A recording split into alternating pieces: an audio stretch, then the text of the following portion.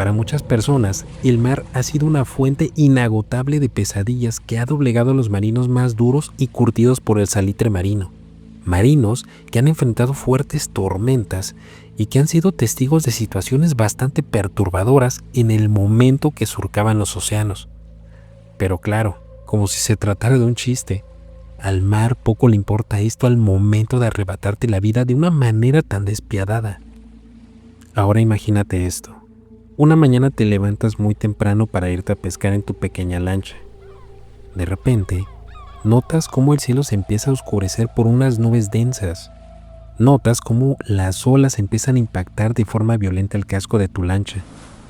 Y sin previo aviso y sin que te des cuenta, ya estás atrapado en medio de una fuerte tormenta. Rápidamente te levantas e intentas arrancar el motor. Lo intentas 1, 2, inclusive hasta 3 veces, pero nada funciona. El motor está averiado. Estás a completa merced de la tormenta, a la deriva sin ningún rumbo aparente. No hay nada que puedas hacer. Pasa el tiempo y te encuentras acostado en la cubierta con un fuerte ardor en la piel debido a que los rayos del sol te están impactando directamente. Tienes un insoportable dolor en los labios debido a la fuerte deshidratación, ya que no has tomado agua en días. Tu estómago te duele tanto debido al hambre que no has podido conciliar el sueño en las noches. Hay algo muy extraño y es que en las noches escuchas como unas voces te dicen y te incitan a aventarte de la lancha. Tírate al mar. Tírate de la lancha. Acaba con tu sufrimiento de una vez. Acaba con esto de una vez. Esto que te acabo de contar le sucedió a un par de pescadores en la región de Costa Azul en Chiapas, México. El primer pescador se llama José Salvador Alvarenga, de 37 años, y su compañero Ezequiel Córdoba, de 22. Muy temprano, se pusieron de acuerdo para poderse ver en la playa, en la lancha de la compañía de camaroneros de la costa, ya que José trabajaba para esa compañía había trabajado con ellos por más de 15 años. Entonces se dispusieron primero a subir todas las herramientas que necesitaban para hacer la pesca, como las carnadas, la cuerda, inclusive una enorme hielera donde estarían metiendo los ejemplares capturados, ¿no? Posteriormente, al comprobar que ya tenían todo, José empezó a arrancar el motor de la lancha y empezaron a navegar. José conocía muy bien una zona idónea para poder realizar esta pesca. José sabía que en esa zona iba a poder encontrar el ejemplar que ellos tenían que cazar ese día. Un ejemplar que se llama, o por lo menos es muy conocido allá en esa región como toya. Es una especie de tiburón que mide a lo mucho como 2 metros de largo. Entonces, José empezó con la pesca, puso la carnada en una cuerda y la aventó al mar. Eso sí, le dijo a Ezequiel: mira, como es tu primer día, te voy a enseñar, tienes que observar, porque después de mí lo vas a hacer tú. Al momento de que lanzó la carnada, solamente fue cuestión de unos minutos para que la cuerda la empezara a jalar ese tiburón. Rápidamente, José empezó a acercar a este animal a la lancha y con ayuda de unos ganchos logró meterlo en su mandíbula y poderlo sacar. Una vez que lo tenía en la lancha, pues digamos que lo durmió, ¿no? Y posteriormente lo metió en la hielera. Ezequiel lo único que hacía pues era observar, porque evidentemente pues él tenía que aprender, ya que como era su primer día, pues tenía que tomar nota pues para poder ayudar a su compañero, ¿no? Con la pesca. Para Ezequiel era muy importante ese día porque él quería ganarse un dinero extra, ya que se acercaba Navidad. Quería comprarle pues la comida, el pollo a la familia, ¿no? Después de un rato empezaron a pescar y bueno, pareciera que la pesca se iba a llevar con toda la normalidad del mundo, ¿no? Estaban teniendo una buena pesca y bueno, estaban ahí llenando la hielera. Pasaron las horas y digamos que de repente escucharon un sonido de una radio. Pues resulta que había llegado la señal de su jefe, su patrón, ¿no? Rápidamente José agarró la radio y ya se comunicó y le dijo, ¿qué pasó, qué pasó, patrón? Dígame. Oye, José, mira, es que necesito que regresen otra vez a la costa. Lo que pasa es que pues vi las noticias, al parecer pues va a llegar un norte, va a pegar con la costa. Pareciera que el norte es no es muy fuerte, pero de todas maneras pues te aviso pues para que te regreses, ¿no? Fíjate que en ese momento José como que lo pensó, meditó y dijo, bueno, patrón, mire, la verdad yo creo que no me voy a regresar. Pues si no es muy fuerte, pues no tiene caso. O sea, al fin y al cabo, pues yo también me he topado con situaciones así. O sea, nada más seguramente va a ser pues una leve llovizna, ¿no? Entonces en ese momento el patrón pues como que le dijo, mira, pues como tú quieras, queda en ti. O sea, yo te aviso que pues viene un norte, pero como tú veas. En ese momento José cometió el peor error de su vida. Un error que lo va a perseguir por el resto de su vida. En ese momento le dijo, sí, patrón, no se preocupe, yo, pues yo me quedo aquí con Ezequiel, voy a pescar y bueno, pues ya más al rato me regreso a la costa. Sí, patrón, usted no se preocupe. En ese momento terminó, la comunicación con su patrón y lo único que le dijo a Ezequiel es, tú no te preocupes, nada más me dijo el patrón que va a venir un norte, pero es bien leve. Normalmente cuando te dicen que viene un norte leve, pues es porque pues va a llover un poco, va a haber una llovizna, pero pues no tiene caso que nos regresemos a la costa. Mejor vamos a seguir pescando. Y pues bueno, como Ezequiel, como te repito, era su primer día, lo único que hizo fue limitarse a sentir con la cabeza. Pues sí, o sea, adelante. Entonces, pues siguieron con la pesca. Pasaron las horas y sucedió algo muy extraño. Algo que, pues digamos que sorprendió a Ezequiel, ¿no? Pero no a José. Empezaron a ver que las nubes pues se estaban acercando a las nubes densas, estaba oscureciendo el cielo. De repente empezaron a sentir cómo caía la lluvia. Y créanme, casi sin previo aviso, o sea, no se dieron cuenta, pero en ese momento quedaron atrapados en la tormenta. Resulta que su patrón se equivocó. La tormenta no venía leve, la tormenta venía muy fuerte. Pero bueno, en ese momento pues José pues no se sorprendió, no se estresó porque ya tenía muchos años de experiencia. Pues dijo, bueno, pues es que no es la primera ni la última vez que me enfrento a una tormenta. Entonces rápidamente le dijo a Ezequiel, mira, no te preocupes, yo creo que ahorita sí nos vamos a regresar a la costa porque pues la tormenta está fuerte, ¿eh? Entonces rápidamente se acerca al motor de la lancha. Jala la cuerda, porque es de esos motores viejos que necesitan jalarse, que tienen una cuerda. La jala y como que el motor intenta encender, pero no termina de arrancar. No se desespera José. Nuevamente lo intenta. La jala un poquito más fuerte y en ese momento el motor enciende. José empieza a encaminar la lancha para poderla conducir o navegar nuevamente a la costa, porque sabe perfectamente que esa tormenta sí es peligrosa, pero están a tiempo, no hay ningún problema. A medida que van avanzando, ocurre algo que sí inquietó un poco a Ezequiel. El motor de la lancha se apagó. José con calma volvió a agarrar la cuerda y volvió a intentar prenderla. Lo intentó una vez. Nada. Una segunda vez, no pasa nada. Una tercera. Una cuarta, una quinta, una sexta. José perdió la cuenta del número de intentos que hizo para poder arrancar ese motor. Rápidamente le dice a Ezequiel, oye, mira, el motor no está funcionando, le voy a avisar al patrón, pues para que vengan por nosotros. Rápido que le manda ahí una señal, le avisa al patrón, oiga, disculpe, es que sabe qué, estamos en medio de la tormenta y el motor de la lancha no funciona. yo creo que se averió. Por favor, ¿puede mandar a alguien para que para que venga por nosotros? En ese momento, lo que escuchó José le heló la sangre. Su patrón le dijo lo siguiente: oye José, discúlpame, pero es que no te puedo mandar gente ahorita. Créeme, la tormenta está muy fuerte. Ahorita donde estamos nosotros, está demasiado fuerte. Si yo mando gente, hay riesgo de que ellos pierdan la vida.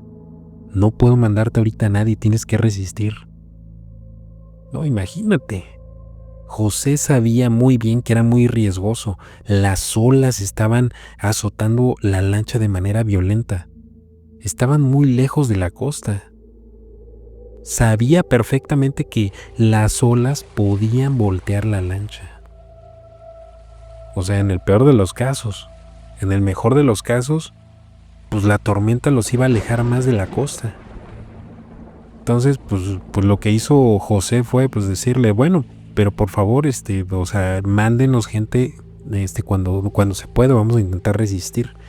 Entonces, en ese momento, José trató de calmar a Ezequiel, le dijo, mira, vamos a aguantar.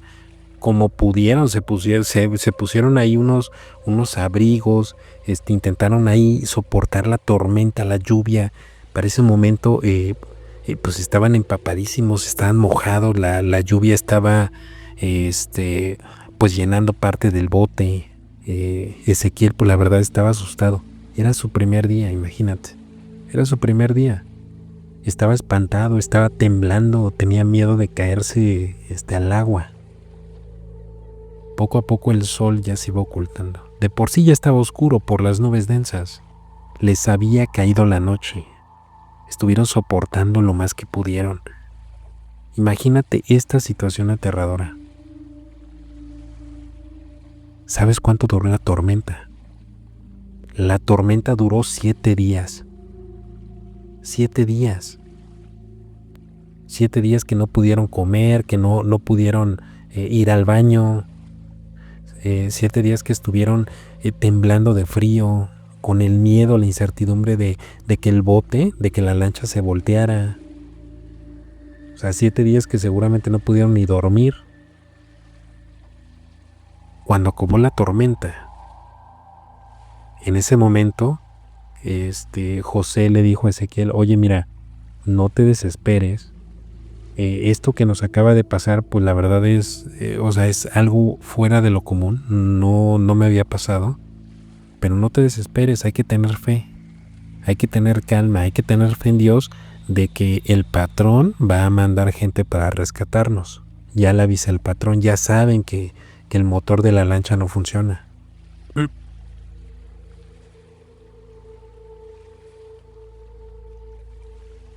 No, pues Ezequiel estaba espantadísimo.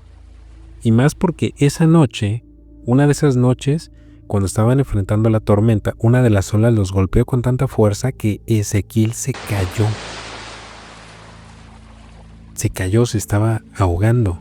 Rápidamente José lo rescató. Como en ese momento Ezequiel tenía el cabello largo, pues José lo pudo agarrar de los cabellos. O sea, lo sacó del agua y lo logró meter otra vez a la lancha.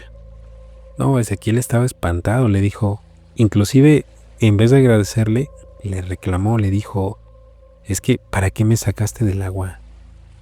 Lo único que estás haciendo, pues es pues extendiendo mi sufrimiento. Yo ya no quiero sufrir más. Han pasado 7 días. No tenían comida. Lo que tenían en la lancha todo se les cayó, a las carnadas, las cuerdas. Lo único que les quedó fue la lancha ahí con algunos tollos que habían pescado. Estaban empapados. Imagínate la situación. Y bueno, pasaron los días, las noches, y era el tiempo en el cual todavía no habían mandado personas para rescatarlos. José sabía perfectamente que se habían alejado de la costa demasiado. No tenía ni idea de dónde estaban. Para ese tiempo ya tenían mucha hambre, tenían mucha sed. Habían pasado más de 7 días. Imagínate, aunque tuvieran ellos los tollos, ¿cómo los iban a comer si no podían cocinar? No podían prender fuego. En ese momento fue cuando José tuvo que proponer algo pues muy fuera de lo común, algo asqueroso, digamos, para las personas que no estamos acostumbradas a comer comida cruda. Ezequiel, tenemos que comer algo. Tenemos que comernos los tollos. Tenemos que comérnoslos aunque estén crudos, pero si no lo hacemos nos vamos a morir de hambre. No, pues imagínate, Ezequiel. O sea, Ezequiel no estaba acostumbrado a eso, y inclusive José tampoco. Pero pues hicieron el intento. Abrieron la hielera, sacaron un ejemplar y se dispusieron pues a morderlo. José dice que esa experiencia fue algo bastante asquerosa. El olor de los ejemplares, de los tollos. Pues imagínate, pues ahí metidos en la hielera, pues obviamente pues no se van a refrigerar bien, o sea, ya apestaba. Al momento de morderlo, pues, o sea, imagínate todo babosito, todo baboso. Será algo repugnante para ellos. Dice que al principio, cuando les daban las mordidas, intentaban pasarse los bocados. O sea, era tan asqueroso que lo devolvían. No podían hacerlo. Pero el hambre era tan fuerte, ahora sí tan intensa, que no les quedaba de otra. Tenían la necesidad de tener algo dentro del estómago porque era insoportable. El hambre era tan fuerte que ni siquiera les permitía dormir. Tenían que hacer el intento. Así que José, nuevamente, con su determinación, pues abrió el tollo y empezaron a comer. Dice José que para poder hacer esto, lo que tuvo que hacer fue taparse la nariz. O sea, de plano dijo, no, yo no puedo leer esto. O sea, tengo que taparme la nariz y pasarme los bocados sin saborearlos, o sea, directo. Era la única manera. Ezequiel, siendo joven, no teniendo experiencia, o sea, no siendo, o digamos que no siendo un hombre de pesca, que no se había enfrentado a una situación tan extrema de supervivencia, pues le costaba más trabajo al principio. No podía comer, inclusive le dijo a José, sabes que yo no puedo comer esto, o sea, yo no voy a comer esto, no puedo, o sea, me da asco, de verdad, o sea, tengo mucha hambre, pero no puedo comer esto. Entonces José platica que él sí se empezó a alimentar de los tollos, y pasaron los días y notó que Ezequiel poco a poco se iba debilitando. Obviamente los dos iban adelgazando, pues no estaban teniendo su dieta habitual, estaban comiendo lo que podían, inclusive hasta el agua. Dicen que al principio la sed era tan fuerte que, sabiendo que el agua salada no se tiene que tomar, o sea, tenían la necesidad de probar este líquido. Entonces empezaron a agarrar agua con las manos y lo empezaban a beber, y al poco rato, por lo mismo de que está salado el cuerpo, los obligaba a expulsarlo, ¿no? Entonces, obviamente esto era contraproducente porque esto les estaba provocando una deshidratación extrema. Se estaban deshidratando más rápido. Había veces que llovía y bueno, pues ahí intentaban recolectar el agua con lo que podían, pero no era suficiente para poderse saciar la sed. Entonces, eran situaciones demasiado extremas. Ezequiel se estaba debilitando, no estaba comiendo la comida cruda, la carne cruda, no había agua. Ezequiel estaba tumbado a un lado de la lancha. Estaba débil. El sol era demasiado intenso, era fuerte en las mañanas. Era insoportable, al grado de que inclusive la piel ya le empezaba a arder porque los rayos del sol le estaba pegando directamente al cuerpo, a los dos. En ese momento, José le tuvo que proponer algo que para todos nosotros es algo impensable. Ezequiel, tenemos que tomar agua. no hay agua, pero tenemos de alguna manera que buscar la forma de hidratarnos. Los dos tenían la boca bien seca. Imagínate esa situación. O sea, afortunadamente todos tenemos, o la mayoría por lo menos de los que estamos viendo esto, tenemos la fortuna de poder ir a la cocina y servirte un vaso con agua, ¿no? De poder beber cuando tienes sed. Ellos no tenían esa posibilidad. José le propuso esto. Tenemos que tomar nuestra propia orina. Y eso fue lo que hizo José. Agarró una botella y dice que fue la única manera en la que pudo mantenerse con vida. Ezequiel no lo hizo, o sea, obviamente pues esto es muy fuerte. O sea, esto es demasiado fuerte. Ezequiel se rehusó a tomar y beber.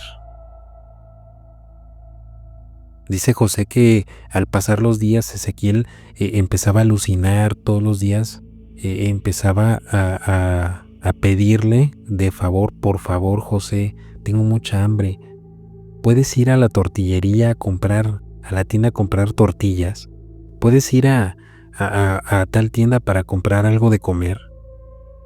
Obviamente pues no se podía, estaban atrapados en medio del mar, ¿no? En una lancha. José platica que tenía que seguirle el juego para poderlo calmar porque estaba tan mal Ezequiel que lloraba, o sea, lloraba de impotencia. No podía con la situación. José se iba a un extremo de la lancha y regresaba a los 2 minutos y le decía, oye, ¿sabes qué? Ezequiel, ya fui a la tienda, pero me dijeron que no hay tortillas, pero no te preocupes, mira, mañana van a abrir el comedor, mañana vamos a poder comer a gusto. Mañana vamos a poder comer lo que queramos. Era la manera de mantenerlo motivado Ezequiel, de poderlo calmar. Dice José que hubo una temporada en la cual Ezequiel se animó a comer la carne cruda. Agarraban los peces que estaban nadando cerca de la lancha con las manos, porque como ya no tenían la carne, imagínate, ya no tenían carnada, ya no tenían cuerdas, lo que hacía José, con la habilidad que tenía, era meter la mano a un costado de la lancha y al momento de que los peces acostumbraban, digamos que a su presencia, y pasaban por encima de su mano, pues rápidamente José levantaba la mano y lograba meter esos peces a la lancha, ¿no? Y esos animales se los daba de comer Ezequiel. Sí empezó a comer, pero desgraciadamente ya era muy tarde, habían pasado días que no había probado bocado. Y pues obviamente pues su estómago pues no estaba acostumbrado a esto y pues lo regresaba. Pasaron meses de esta situación. Meses. Dice José que algo que le rompió el corazón fue que Ezequiel le reclamaba. No había día que no le reclamara. Es que José, es tu culpa, por tu culpa estamos aquí, por tu culpa me voy a morir aquí en esta lancha. Si tú hubieras regresado en el momento que el patrón nos avisó que se acercaba una tormenta, pues ahorita estaríamos con nuestras familias, yo estaría con mi mamá, comiendo mi comida favorita, mi mamá sirviéndome unos tamales recién hechos, recién salidos de una olla de aluminio, tomándome un café caliente. Y sin embargo, por tu culpa estoy aquí. Imagínate. Obviamente José sabía que era su culpa. Él era la persona experimentada, pero a veces el mar es tan impredecible que por más experiencia que tú tengas, pues el mar te va a sorprender. Al mar no le importa si tienes 15, 20 años de experiencia, si has enfrentado tormentas, le da igual. La fuerza del océano simplemente te arrastra, te quita la vida de una forma despiadada. Platica José que después de unos días, de unas semanas, Ezequiel se desvaneció Y un día Ezequiel ya no le respondió. Ezequiel había perdido la vida en esa lancha. Había muerto de hambre. Había muerto de sed. Dicen en ese momento José que no lo podía creer, empezó a llorar. Dijo, no puede ser, ya me quedé solo, me quedé sin mi compañero, ¿y ahora qué voy a hacer? Aquí atrapado en esta lancha solo. Dice José que no podía creerlo, o sea, no podía superar el duelo de la situación, era algo irreal. Lo que él hizo fue que empezó a platicar con él. O sea, dentro de su alucinación por el hambre o por lo que tú quieras, empezó a hablar con Ezequiel. O sea, pasaron los días y pues él seguía platicando con él. Ezequiel, nos van a rescatar, no te preocupes. Muy pronto vas a estar en tu casa, vas a estar con tu familia y esto va a ser nada más un feo recuerdo, pero no hay que perder la fe.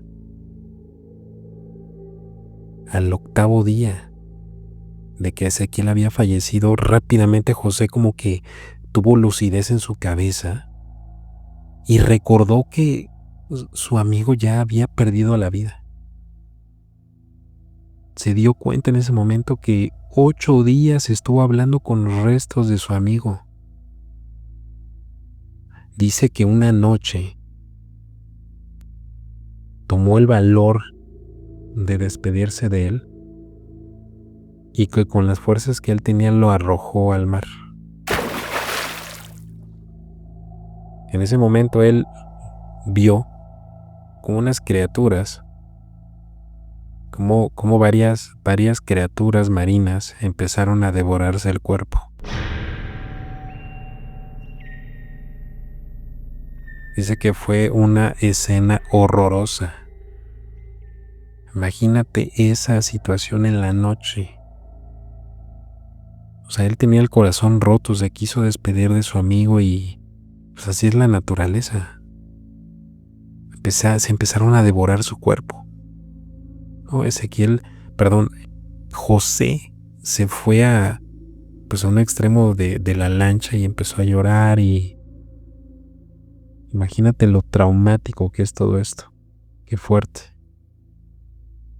Dice que después de unos meses de ese incidente, pues él le pedía a Dios porque a veces había días en los que él podía pescar, podía agarrar peces, animales, pero pues había otros días que no había nada. No había forma de que él pudiera tomar agua o que se pudiera hidratar o comer algo. Le decía a Dios, por favor, ayúdame para que pueda pescar algo.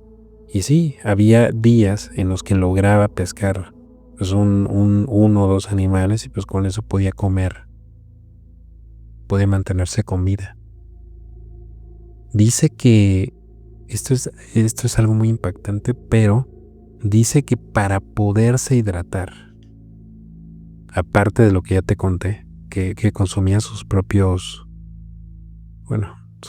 orines, dice que tuvo la fortuna de que pudo atrapar una tortuga.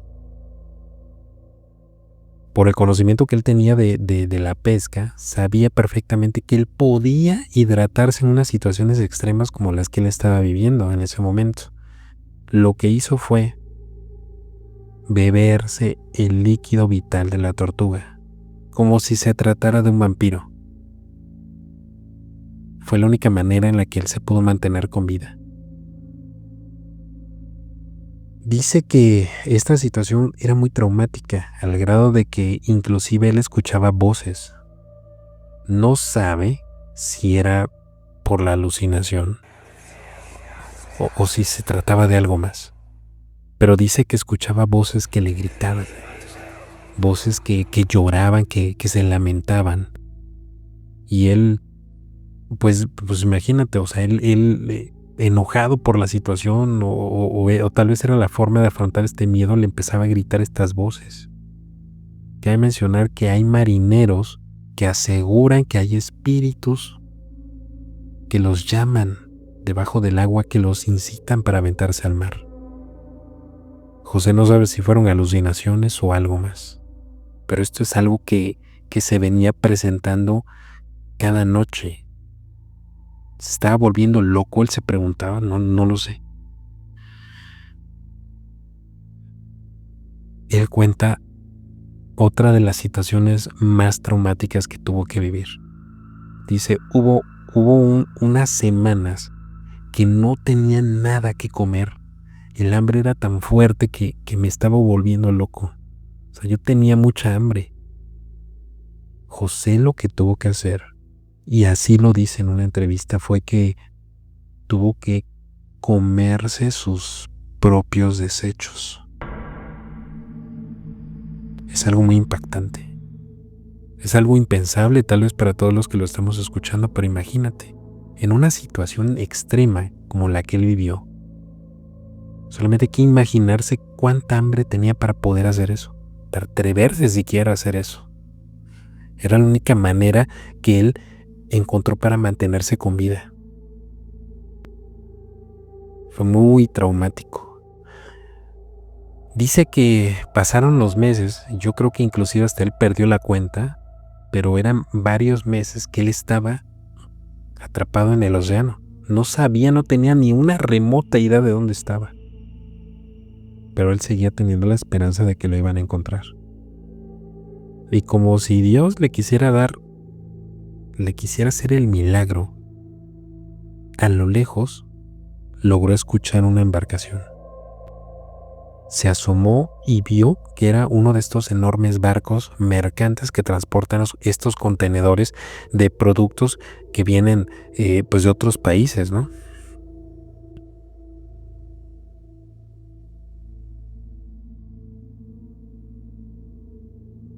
Dice José que en ese momento pues, o sea, se le aceleró el corazón rápidamente, se paró sobre la hielera y empezó a gritar y a agitar los brazos. ¡Hey, aquí estoy! Por favor, ayúdenme, aquí estoy. Casi al borde del llanto, ¿no? Aquí estoy. Imagínate todo lo que había pasado. Había perdido a su amigo. Y ahí estaba una embarcación. Una embarcación. Por fin alguien, si lo veía, lo iban a poder rescatar. Brincando y gritando, por favor, sálvenme, aquí estoy. Pasaron los minutos y se dio cuenta que la embarcación nadie lo vio. La embarcación empezó a pasar frente a él. Pasó de largo. Otra vez José había perdido la oportunidad de que alguien lo rescatara. Oh, estaba deprimido José. Le pedí a Dios, por favor, o sea, ¿por qué? ¿Por qué me haces esto? O sea, ¿por qué me muestras un barco y no haces que me rescaten? Varias noches él pensó en aventarse de la lancha. Él ya quería acabar con este sufrimiento, pero él cuenta que le daba miedo, no tenía el valor, porque él sabía que si se aventaba, pues ahí estaban las criaturas marinas esperándolo para consumirlo, ¿no? Para devorarlo. Él estaba traumatizado por lo que le había pasado al cuerpo de Ezequiel. Dice que también en varias ocasiones él pensó en acabar con esto. Él pensó en detener su vida. Pero dice que se arrepintió varias veces porque él, siendo una persona de fe, él creyendo en Dios, sabe perfectamente que hacer este tipo de actos de acabar con tu vida de una forma abrupta, pues no es algo que le agrade al Creador. Entonces él dijo, si me voy a morir, que sea de hambre. Aguantó. Pasaron los meses y pasó una segunda oportunidad para que rescataran a José. Vio como un yate con 3 personas, 3 tripulantes, estaba pasando cerca de la lancha, ¿no? Rápido. José para ese momento, pues tenía la barba, una barba prominente, un cabello largo, pues imagínate, pues no se había afeitado en cuántos meses. O sea, tenía la pinta de pues de un náufrago. Se subió a la hielera y empezó a gritar otra vez: por favor, aquí estoy, sálvenme, por favor, sálvenme. Dice José que vio a 3 personas, eran 2 mujeres y un hombre. Las 3 personas probablemente como de una nacionalidad estadounidense. Se ve que eran turistas. Entonces dice José que estas personas lo vieron, lo voltearon a ver. Rápidamente, pues José brincando, gritando eufórico: por favor, aquí estoy, sálvenme, sálvenme. Dice que las 2 mujeres que estaban en el yate lo voltearon a ver y, como si se tratara de un chiste cruel del destino, lo voltearon a ver con una sonrisa y le devolvieron el saludo. Imagínate cómo se sintió José en ese momento. No, José estaba gritando, no. Vio que el yate pasó de largo y la gente nada más lo saludó. O sea, seguramente los turistas despistados pensaron que era un lugareño, un pescador de la zona. Pero imagínate, o sea, si tú ves a una persona con una pinta de náufrago, ¿cómo no te vas a dar la vuelta para poderlo auxiliar? No, José ya había perdido la esperanza. Dice que se recostó en su lancha y pues ya, o sea, dijo: ya no me voy a salvar. Ya, esta era la última oportunidad que me dio Dios para que me salvaran y se pasaron de largo.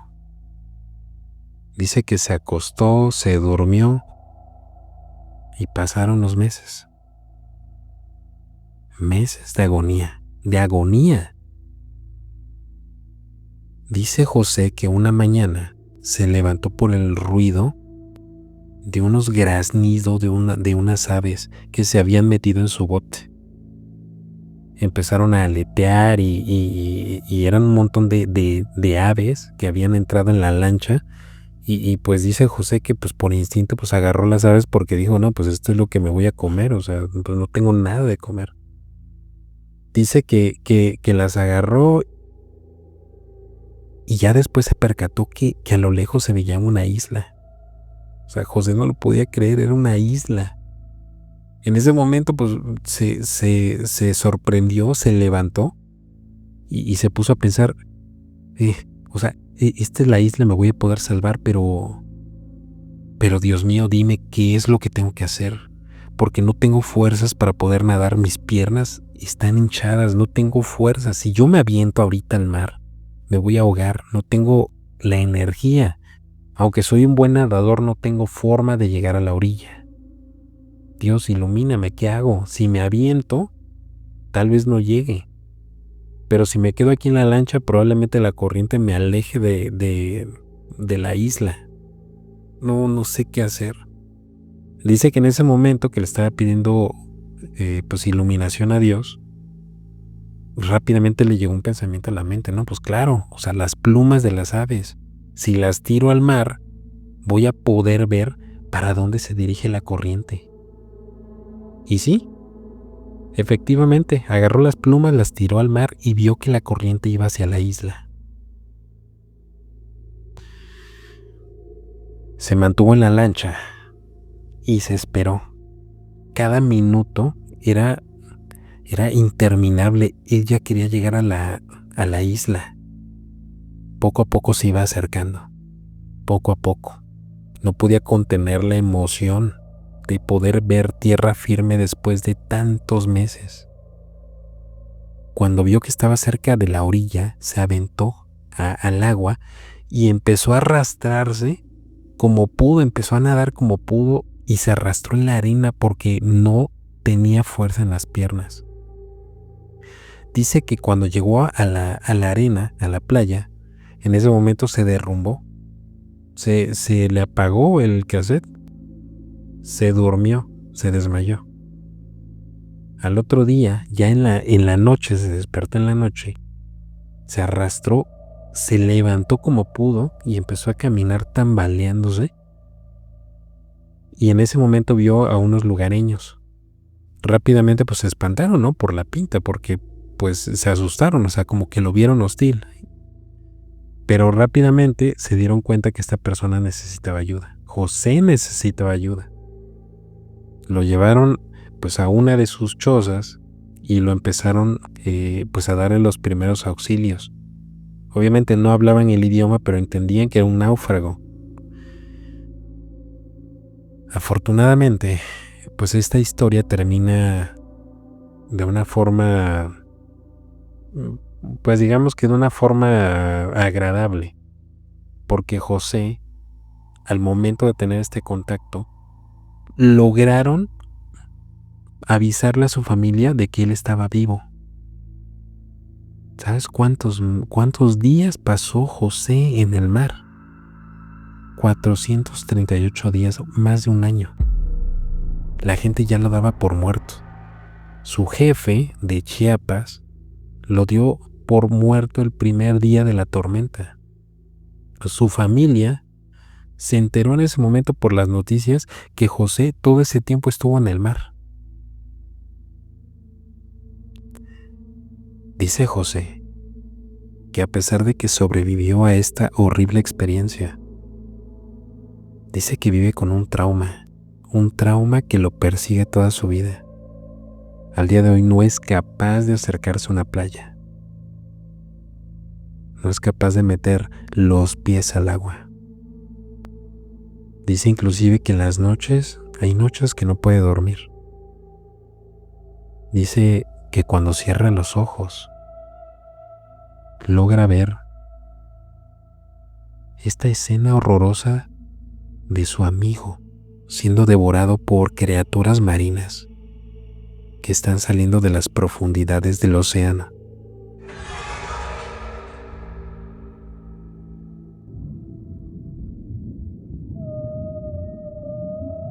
Estás en medio del océano, completamente solo.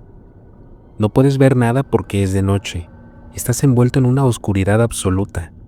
Lo único que puedes hacer es escuchar cómo las olas del mar chocan con tu cuerpo y uno que otro pez que nada cerca de ti. En ese momento, sientes como unas aletas rozan tus piernas. El pánico invade tu cuerpo. Sientes como tu pulsación empieza a aumentar cada vez más. Tu corazón empieza a latir tan fuerte que piensas que se te va a salir del pecho. En ese momento, sientes un fuerte ardor en tu muslo derecho y eres arrastrado a las profundidades del océano donde no ves más que oscuridad. Hay un silencio espectral. La historia que te voy a contar a continuación le sucedió a una desafortunada pareja de recién casados. Esta historia comienza con Thomas Joseph Lonergan de 33 años y su esposa Eileen Cássida de 28. Thomas era un ingeniero químico que trabajaba en las fuerzas aéreas y Eileen era una apasionada o tenía la vocación de enseñar, era una maestra. Esta pareja de recién casados, desde que se casaron en 1998, compartían una pasión impresionante por la naturaleza. Les encantaba caminar por los bosques, les encantaba sobre todo hacer inmersiones en aguas profundas y poder explorar los arrecifes y ver las diferentes especies de peces que habitaban en ellos. Y debido a esta pasión que ellos tenían, decidieron en 1995 darle un cambio pero estrepitoso a su vida, por lo cual decidieron unirse a las fuerzas de paz de los Estados Unidos y mudarse a Tuvalu en Oceanía, un lugar perfecto para poder practicar el buceo hasta cansarse. Practicaron tanto el buceo que inclusive ya se les podía considerar maestros. Ya no necesitaban a un guía que les estuviera diciendo, ¿sabes qué? Necesito que se vayan por este lado del arrecife para que no se lastimen o se pierdan inclusive, o que les estuviera recordando en 15 minutos tienes que subir a la superficie porque se te va a acabar el oxígeno. Ellos ya se les podía considerar como unos expertos en la materia. Fíjate que aquí hay un detalle bastante interesante que quiero compartir contigo porque esto revela la psique que tenía en ese momento la pareja. Ellos tenían un diario donde iban anotando todas las experiencias que iban teniendo en las inmersiones que realizaban. En una parte de su diario, Thomas escribió que habían visto en Fiji unas enormes ballenas que los habían conmocionado. O sea, era tanta la impresión, tanta la fascinación de ese momento que, aunque no lo crean, sintieron una enorme depresión porque pensaron que esa era pues la cúspide de la experiencia que iban a tener en el buceo. Ellos pensaron que las siguientes inmersiones no se iban a comparar en cuestión de emociones con este momento. Imagínate. Ves algo tan impresionante y te deprimes porque crees que nada de lo que hagas lo va a volver a superar. Y bueno, el tiempo pasó. Específicamente pasaron 2 años viviendo en Tuvalu, tiempo suficiente para que pudieran planear los siguientes pasos de sus vidas. La pareja había decidido que quería recorrer el mundo, pero pues no cualquier lugar. Querían ir a los lugares más proclives, más interesantes para poder hacer el buceo en aguas profundas. Y una vez terminando ese recorrido, su plan era vivir en Hawái para poder estudiar la vida marina. La verdad es que se escuchaba un excelente plan. Sin embargo, el destino les tenía algo muy diferente. Y bueno, ¿qué te digo? Pusieron su plan en marcha el 15 de enero de 1998 y viajaron a un lugar que se llama Cairns en Australia. Es un lugar que está muy cotizado por todas las personas que les gusta practicar el buceo en aguas profundas. Los Lonergan estuvieron de suerte. Pudieron conseguir hospedarse en un hotel que se llama Walkabout Hostel porque está a 1 hora de ese lugar. Aquí hay algo de la historia que me gustaría compartirte, algo que la verdad me hizo reflexionar mucho, porque dicen que cuando los Lonergan llegaron, el clima se estaba poniendo un poquito complicado para poder hacer las inmersiones, por lo que las personas encargadas de hacer los recorridos les advirtieron y les dijeron que era mejor que no intentaran o que cambiaran sus planes porque era muy riesgoso para ellos. Como si el destino les estuviera dando una oportunidad de poder cambiar sus planes. ¿Qué te puedo decir? Los Lonergan estaban decididos a continuar con el plan. El día esperado llegó. Un jueves a las 8:30, la pareja decidió tomar el barco que los llevaría a su destino. Un inconfundible olor a sal predominaba en el ambiente. Estaban en el lugar. Emocionados, fueron con la persona que se encargaba de llevar los registros de las personas que hacían las inmersiones. Lo convencieron de poder sumergirse sin la necesidad de tener un guía, ya que querían cierta privacidad mientras estaban buceando en pareja. ¿Se acuerdan que les había dicho que los Lonergan habían realizado muchas inmersiones en Tuvalu? Pues bueno, esos argumentos bastaron para convencer a la compañía. Los Lonergan estaban emocionados, casi no podían creer que ya pronto iban a poder explorar la gran barrera de coral. Así que decidieron ponerse sus trajes de neopreno y empezaron a colocárselo primero en las piernas, posteriormente lo deslizaron entre sus brazos. Luego se pusieron los chalecos hidrostáticos y fueron acomodando las hebillas para asegurarlo, ya que un error, y si perdían estos chalecos, no podrían controlar la flotabilidad de sus cuerpos. Posteriormente, se pusieron con extremo cuidado los tanques de oxígeno en sus espaldas y verificaron que la válvula de oxígeno estuviera abierta.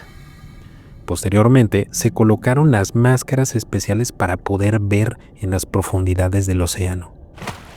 El primero en sumergirse al mar fue Thomas, seguido de su esposa Eileen. Esta fue la última vez que la compañía del barco los vio con vida.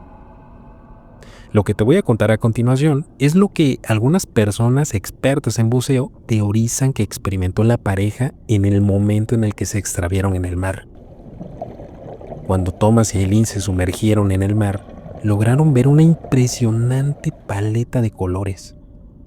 Peces payaso nadando entre las anémonas, rayas deslizándose en las profundidades de la arena, el nado impresionante y majestuoso de los peces ángeles y loros. Era algo fuera de este mundo. Eso explicaría el motivo por el cual Thomas le escribió un mensaje bastante íntimo a su esposa a través de una pizarra que usan los buzos para poderse comunicar debajo del agua. El mensaje decía: Eileen, lo logramos, te amo. En ese momento Eileen, conmovida, le hizo este gesto, el gesto del corazón: te amo, lo logramos. Habían logrado cumplir su sueño de estar en la gran barrera de coral. Era impresionante. Empezaron a recorrer todas estas estructuras de corales en formas de cuernos de alce. Pero bueno, no sé si te ha pasado que cuando estás haciendo algo que te encanta, algo que te apasiona, el tiempo pasa pero rápido. Esta no fue la excepción. El tiempo pasó tan rápido que apenas la pareja logró saborear el momento. Fue por eso que en ese preciso instante Thomas sacó nuevamente su pizarra porque había visto que su esposa le había hecho la seña. Tenemos que regresar al barco. Thomas le escribió otro mensaje. 15 minutos más, por favor. Aileen, yo creo que impresionada por todo lo que estaban viendo y también presionada por el hecho de que tal vez iban a pasar un par de años para poder regresar a la Gran Barrera de Coral, es que decidió acceder. De acuerdo, 15 minutos más. Empezaron a hacer el recorrido en estas estructuras y empezaron a disfrutar las maravillas de este ambiente acuático. Como te mencioné, algo fuera de este mundo. El tiempo pasó y en esta ocasión fue Thomas quien volteó a ver a su esposa. Hay que regresar, le dijo. Hay que volver. Y es que Thomas se había dado cuenta que el oxígeno de sus tanques ya se estaba agotando. Entonces, para no tener ningún inconveniente, decidieron regresar nuevamente a la superficie. Poco a poco, mientras iban descendiendo, la pareja sentía esta sensación de ingravidez. Poco a poco las luces del sol que iban atravesando el agua se estaban intensificando a medida que se estaban acercando a la superficie. Tenían que nadar lento, ya que por la presión en la que se habían sometido sus cuerpos, si ellos descendían muy rápido, eso les iba a provocar un problema en el sistema circulatorio. Poco a poco iban descendiendo hasta que por fin llegaron a la superficie. El viento chocaba con sus caras. Lograban ya por fin escuchar las olas y el aire. En ese momento, Aileen le dijo algo a Thomas que le heló la sangre. Thomas, ¿dónde está el barco? La pareja estaba bastante desconcertada porque pues no veían el barco. Aileen, un poco confundida, le dice, oye Thomas, ¿no será que nos movimos del punto de encuentro? ¿No será que las olas nos alejaron del lugar donde está el barco? En eso Thomas rápidamente agarra su máscara y se la pone y sumerge la cabeza debajo del mar. Después de unos segundos, saca la cabeza y le dice a Aileen, no, mi amor, es que estamos en la estructura, yo reconozco la formación de los corales. Aquí es donde nosotros nos sumergimos por primera vez. Dice Aileen, pero es que no puede ser posible, o sea, ¿dónde está el barco entonces? ¿O qué? ¿Nos están haciendo una broma? Thomas, muy en su interior, se puso a recapacitar y pensó, bueno, es que es imposible porque de todas las veces que hemos hecho estas inmersiones, ninguna compañía nos ha hecho algún tipo de broma o algo que se le parezca. Es más, ni siquiera nos llevamos con la tripulación de este barco como para que se tomaran este atrevimiento. O sea, es imposible. Y aparte, hacer una broma como esta va en contra de todas las reglas y normas de todas las compañías. Pues al fin y al cabo ellos son los responsables de salvaguardar pues la seguridad de las personas que están buceando en este lugar. Hacer una acción como esta implicaría que pierdan su licencia. O sea, no, es imposible. El punto es que Thomas racionalizó y dijo, bueno, voy a tratar de calmar a mi esposa. En ese momento le dijo, sí, mi amor, mira, lo más seguro es que estos cretinos nos están haciendo una broma. Yo creo que en cualquier momento van a llegar por nosotros y van a llegar con sus caras de tontos ahí riéndose de nosotros. Tú tranquila, nada más hay que esperar. Y bueno, esperaron. Los segundos se convirtieron en minutos. Los minutos se convirtieron en horas. Sin una señal aparente de ese barco. Sin una señal de que los estuvieran buscando, para empezar. La pareja estaba bastante desesperada. ¿Cómo era posible que los hubieran abandonado en medio del océano? Era inconcebible la idea. Y ahí se encontraban los Lonergan flotando en medio del océano, en silencio, enmudecidos por el hecho cada vez más evidente, pero que ninguno de los dos se atrevía a decir. Los habían abandonado en medio del océano.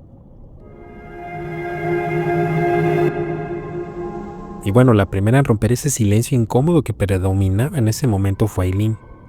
Le dijo a Thomas, oye Thomas, es que no encuentro los corales. Acabo de revisar, o sea, ¿seguro que estamos en el punto de encuentro? En ese momento Thomas, la verdad, ya estaba bastante choqueado por la situación. Agarró su mascarilla, se la puso y hundió la cabeza para poder revisar nuevamente que ahí estuvieran los corales.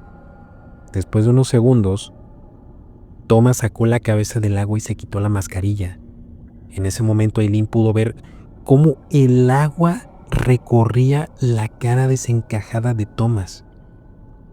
Thomas le dice a Eileen, es que no están los corales. No están los corales. Es que seguramente, no sé, las olas nos arrastraron, la corriente nos arrastró fuera o lejos del punto de encuentro y no sé dónde estamos. Imagínate esa situación. Imagínate que tú estuvieras en una situación similar. Si te van a buscar, lo más seguro es que te van a buscar en el último lugar donde te vieron. Pero los Lonergan no estaban ahí, quién sabe cuántos kilómetros lejos del punto de encuentro estaban. Y es que así funciona, la corriente te va arrastrando y tú no te das cuenta. Tú piensas que no te estás moviendo, pero poco a poco te vas alejando. Estás a la merced de las olas del mar. Y bueno, pese a la situación, los Lonergan trataban de mantenerse calmados, ya que sabían que si se estresaban o perdían la calma, obviamente eso no iba a contribuir para que los rescataran. La mente es muy poderosa. Si conservaban la calma, no iban a entrar en pánico. Y obviamente maximizaban sus posibilidades de supervivencia, ya que así podrían estar un poquito más alertas de algún barco que pasara por la zona. De repente, Thomas se espantó al escuchar un fuerte grito de su esposa. Rápidamente Thomas le preguntó: mi amor, ¿qué te pasa? Eileen le contestó: ay, es que me duele la pierna. Algo me mordió la pierna. Era un dolor indescriptible. En ese momento Thomas metió rápidamente en la cabeza debajo del agua para ver qué animal estaba lastimando a su esposa. Al momento de que sacó la cabeza empezó a gritar, le dijo a Eileen: me duele mucho el brazo, tenemos que nadar lejos de aquí. Empezaron a nadar, se empezaron a alejar de esa zona. Thomas le dijo a Eileen: mi amor, es que había una medusa que estaba nadando cerca de nosotros. La medusa fue la que nos picó. Eileen empezó a llorar. Y es muy comprensible. Están perdidos en medio del océano. ¿Quién sabe si tan siquiera los del barco se enteraron de que no están o no abordaron el barco de la compañía? ¿Acaso los estarán buscando? Fueron un montón de preguntas que empezaron a llegar a sus cabezas. Y Eileen ya no pudo más y se derrumbó y empezó a llorar. Y para acabarla, todavía para agregarle otro grado de complejidad a la situación, el agua se estaba tornando cada vez más fría. El sol ya se estaba ocultando. Y tal vez en algún par de horas iban a estar, pues iba a caer la noche y iban a estar envueltos en una completa oscuridad. ¿Alguna vez tú has visto, por ejemplo, un puerto en la noche? Un puerto que, a pesar de que hay faros, hay luces, pues el agua se ve oscura. O sea, a duras penas puedes distinguir la división entre el cielo y el agua. Para las personas que le tienen miedo al agua, o sea, ha de ser una situación pues bastante traumática. Muy pronto los Lonergan iban a estar en completa oscuridad, a merced de todos estos animales marinos. Y bueno, como si se tratara de un milagro, en ese momento pasó una lancha. Iba pasando una lancha de turistas que ya se iba a acercar al puerto. Se ve que ya habían pasado su recorrido. En ese momento los Lonergan alterados empezaron a alzar los brazos. ¡Ey! ¡Aquí estamos! ¡Aquí estamos! Por favor, rescátenos, aquí estamos. Ayúdenos. Estuvieron gritando. Imagínate la emoción. En ese momento sintieron que esa noche iban a poder regresar a su hotel. Empezaron a alzar los brazos despavoridos. ¡Ey! Aquí estamos, a todo pulmón gritando. Aquí estamos, rescátenos. La lancha, los tripulantes de la lancha no los vieron. No los vieron. como si le rompieras la esperanza a un niño. Los Lonergan empezaron a llorar.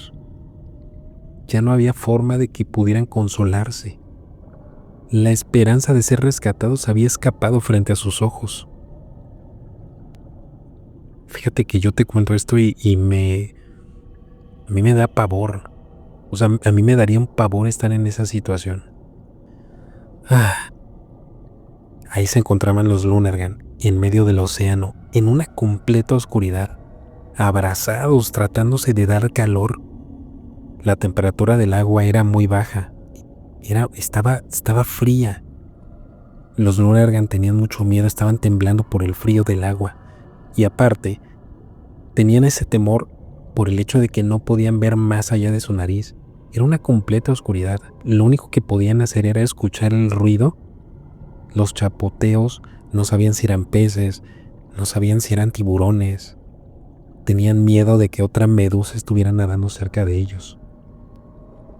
Y como si se tratara de una historia de terror, en ese momento algo rompió la tranquilidad, la aparente calma que estaba sucediendo en ese momento.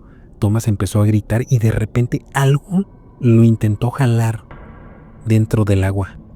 Alguien empezó a gritar, le dijo: Thomas, ¿pero qué está pasando? Por favor, dime. Thomas gritando a todo pulmón: me duele. Algo lo había mordido en la pierna. Probablemente era un tiburón. Estuvieron batallando por varios minutos hasta que el tiburón logró su cometido. Logró arrastrar a Thomas a las profundidades abisales del océano. Él y su esposa se quedó completamente sola, en completa oscuridad, sin esperanzas. Pasaron 3 años y los objetos de los Lonergan fueron encontrados cerca de una isla llamada Elba, en Port Douglas, en Australia. 3 años para encontrar sus pertenencias y una pizarra que decía: estamos perdidos, firmado por Thomas y Eileen. Al día de hoy, no se han encontrado los cuerpos.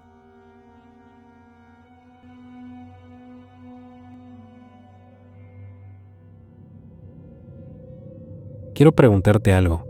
¿Alguna vez te has metido a la playa y al momento de sumergirte has sentido que alguien te está observando? Pues bueno, esto le sucedió a un pescador de Campeche y a su compadre. El pescador nos trae la siguiente historia de forma anónima. Nos dice lo siguiente. Miren, no los quiero espantar, pero les quiero contar la siguiente historia porque es algo que nos sucedió al momento de que fuimos a realizar la pesca. Mi compadre y yo nos dedicamos a la pesca de ciertos ejemplares. Una mañana, como todas las mañanas, nos organizamos para ir en mi lancha a pescar. Cuando salimos de la playa, buscamos el lugar idóneo y empezamos a realizar esta actividad. Empezamos a lanzar las carnazas y a capturar los peces. Al momento de que pasaron las horas, ya nos dimos cuenta que el sol ya se estaba metiendo, ¿no? Entonces, para ese momento decidimos prender el motor para regresar nuevamente a tierra firme. En ese momento, algo raro pasó porque el motor empezó a fallar, se nos hizo muy extraño. Y sobre todo, algo que nos alarmó fue que el GPS que nosotros siempre cargamos para no estar desorientados, empezó a fallar. Es algo muy extraño. Pero bueno, por lo menos en ese momento no entré en pánico porque siempre llevo unos remos. En caso de que el motor falle, siempre podemos remar. Le dije a mi compadre: mira, vamos a pasar la noche aquí. O sea, no pasa nada. Pero eso sí, vamos a turnarnos simplemente para estar prevenidos por si llega una tormenta, se avecina algo, lo que sea, ¿no? Ya mañana temprano, cuando salga el sol, vamos a remar a la orilla. Vamos a ver cómo resolvemos esto del GPS. Bueno, dice Luis que primero su compadre, de nombre Toño, decidió hacer la primera ronda de guardia. Dice que se acostó y ya cuando pasaron las horas, rápido mi compadre me levantó y todo, y ya me tocó a mí hacer la guardia. Pasaron un par de horas y de repente escuché algo muy extraño. Pensé que era mi imaginación, por el simple hecho de que es imposible escuchar una voz en medio del océano. Estaba yo ahí solo con mi compadre. Esta voz me susurraba: hey, hey Luis, Luis, Luis, por aquí. En ese momento me puse atención y dije, bueno, es que esta voz viene del lado de la lancha. En ese momento me asomé en el costado de la lancha y pude ver debajo del agua cómo me estaba viendo un rostro con unos ojos abiertos, flotando. No, mi impresión fue tan grande que me levanté de unos pasos hacia atrás y me tropecé. Rápidamente mi compadre se levantó, me preguntó, oye, ¿qué está pasando? ¿Estás bien? ¿Qué está sucediendo? Le digo, oye, Toño, es que no vas a creer esto, pero alguien me estaba hablando. Acabo de asomarme a la orilla de la lancha y vi a alguien que me estaba observando. En ese momento mi compadre me dijo algo que me heló la sangre, me puso la piel de gallina. Anoche yo escuché lo mismo. Escuché la voz de mi hija que me estaba pidiendo que me metiera al agua para sacarla. Ahí supimos que algo no andaba bien. Rápidamente intenté volver a prender el motor de la lancha, pero no funcionaba. El GPS tampoco funcionaba. Rápido que agarramos los remos y empezamos a remar para podernos alejar de ese lugar, de esa voz que nos estaba incitando a aventarnos al mar. Cuando el sol salió, gracias a Dios pudimos verla nuevamente en la playa. Fue cuestión de horas de estar remando para poder llegar a la orilla. Hasta el día de hoy no sé qué rayos sucedió esa noche. Pero lo que sí te puedo decir es que mi compadre Toño desde ese día decidió no regresar al mar. Mi compadre ya no se dedica a la pesca. Sin embargo, yo, desde ese día, siempre ando cargando una cruz. Y antes de irme a pescar siempre le pido a Dios que me proteja de esa voz que me estaba pidiendo meterme al agua, de ese rostro que me estaba observando. Y bueno, comunidad, te agradezco mucho que me hayas escuchado en estas historias. Y lo único que te puedo aconsejar es que la próxima vez que vayas al mar, tengas mucho cuidado.